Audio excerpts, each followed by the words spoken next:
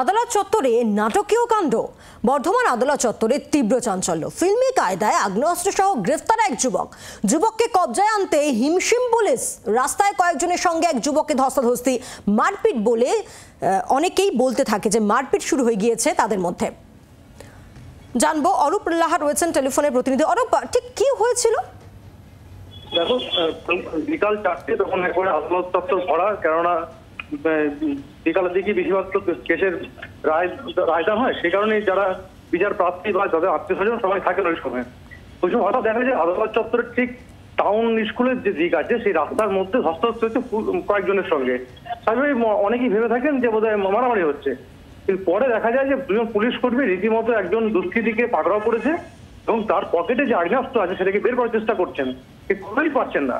তখন আরো কয়েকজন যারা পথ চলতি মানুষ যারা আদালত চত্বরে ছিলেন তারাও তাকে ডাকতে ধরেন এবং তারপর তার কাছে আগ্নেয়াস্ত্র উদ্ধার হয় এবং বর্ধমান থানা পুলিশ তাকে আটক করে নিয়ে যায়।